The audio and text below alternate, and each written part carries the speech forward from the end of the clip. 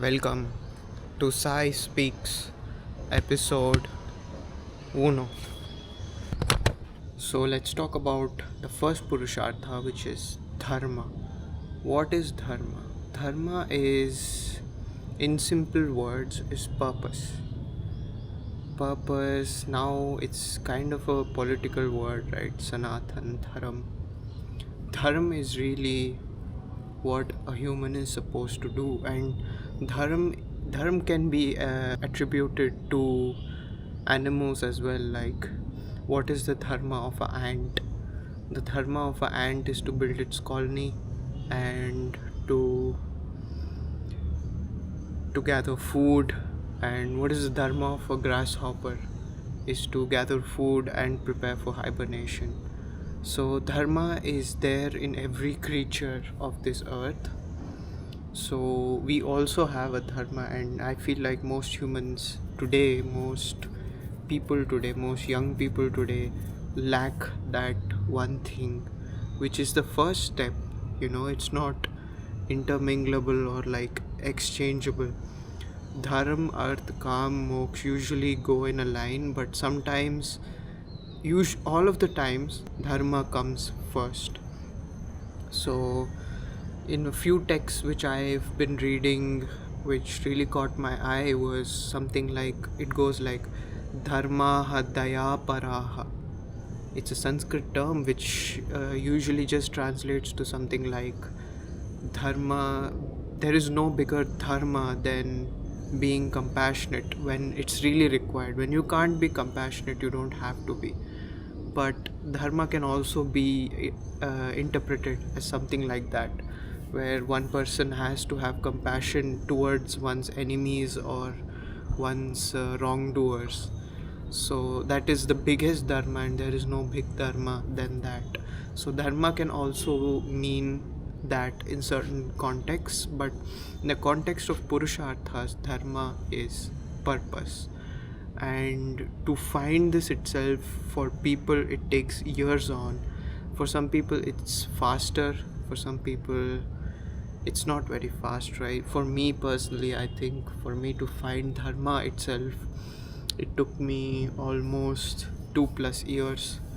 So it depends on one's karmas, as they say. Karmas are like, karma in itself is an action, but when we say karma, it means the fruits of our actions which we reap sooner or later in the future. So karma are the fruits of our actions. In this context, let's keep karma as the fruits of our actions.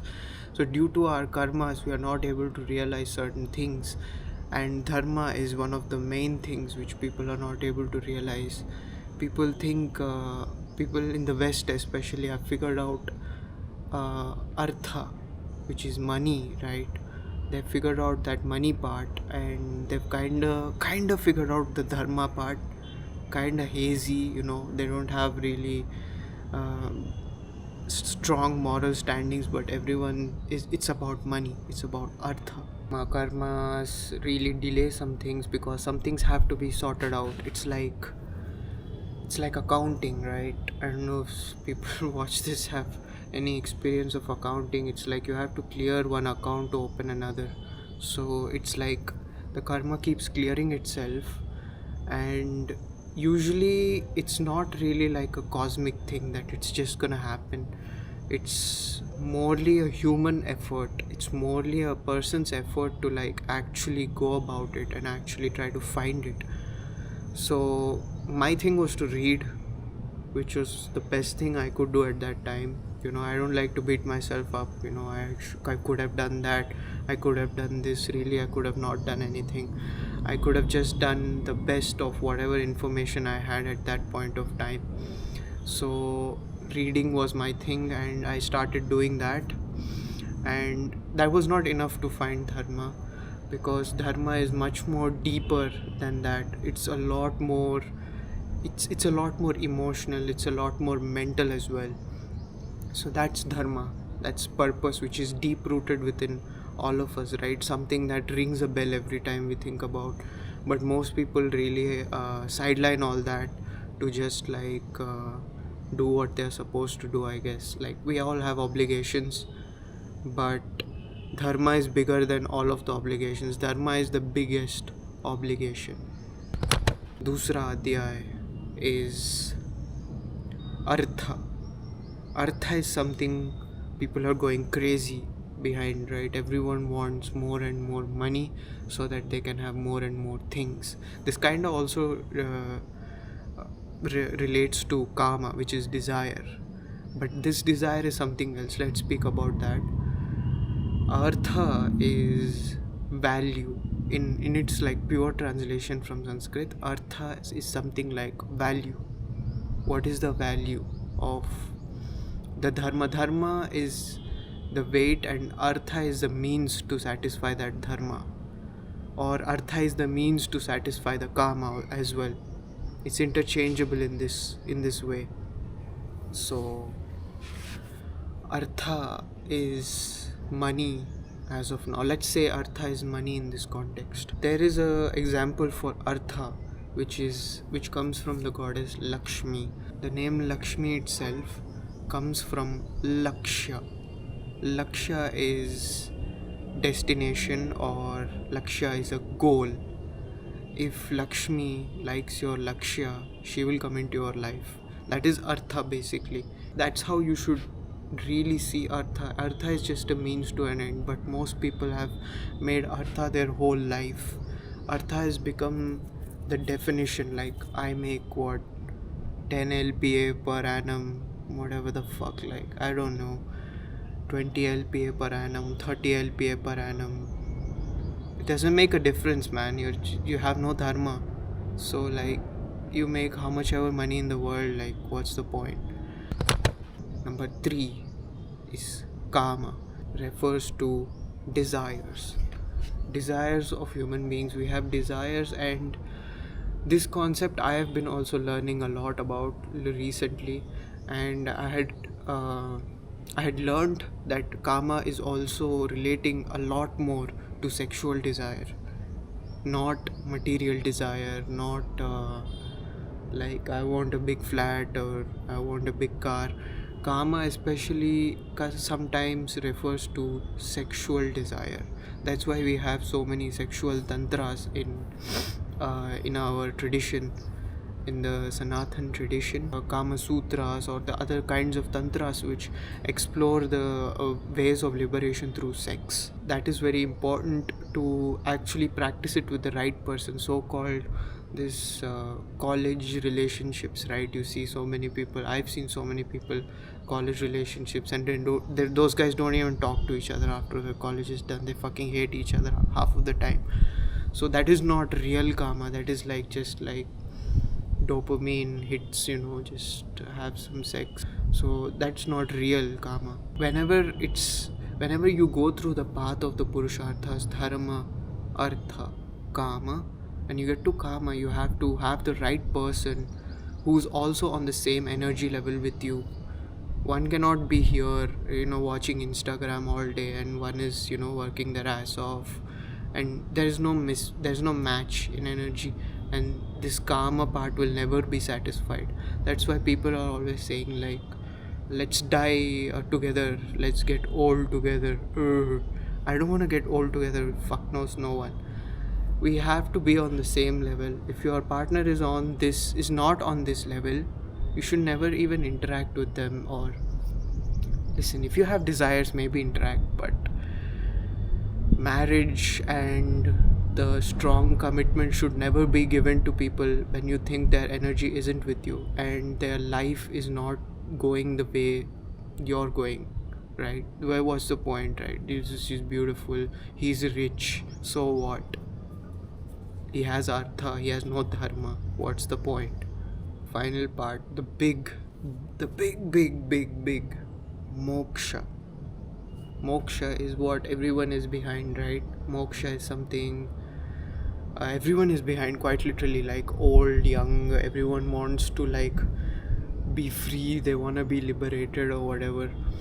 I think it's trash. There is no liberation without you going through the Dharma, Artha, Kama, Moksha. Most people have Artha, they don't have Kama, they don't have Dharma, and they think मैं घाट पे जाऊंगा गंगा के पास वहाँ पे मुझे जला देंगे तो I won't have any more birds again. I think it's a fad honestly. They say that right, Ganga के पास if you get deified you do not have births again. I don't believe that shit, bro. If you don't go through this cycle of the purusharthas, purusha doesn't mean like male, it's for females as well. If you don't go through that shit, you're not gonna get to nowhere close to God. वहाँ पे भस्म हो जाओगे गंगा पे बस. वहाँ पे कोई अघोरी उठाएगा, उसको अपने बॉडी पे लगाएगा. he will recycle you again. Shiva will recycle you again. You will be back again to learn things. There is no shortcut. If you live a shit life and you think you're gonna burn yourself in Ganga and you're gonna get liberation, that's some bullshit. It really doesn't matter. I feel like most people who've died in the Mahabharata Yuddha and all these Yuddhas so called, they do attain heaven for a while, but then they come back again. Most of them do come back. Arjuna had come back so many times. He was born with Vishnu, and so many times he was in different lifetimes. He was so many different names, and he came back again as Arjuna. I'm pretty sure Arjuna will be born again at some point. So maybe he's liberated. By the end of the Mahabharata story, we saw only one guy from the whole Pandavas was liberated. I think it was Yudhishthir, if I'm not wrong. So all of the others were again, they were supposed to come back. So no one was truly liberated. So this moksha part, most people get it wrong. Moksha only happens when there is like nirakaram. There is no sakaram, there is no karma anymore. You have like mastered your karmas. Even though like Krishna had his karmas, he used to like solve them somehow. Like Rama killed Vali. Rama had shot Vali from the back, and that was not Yuddha Maryada.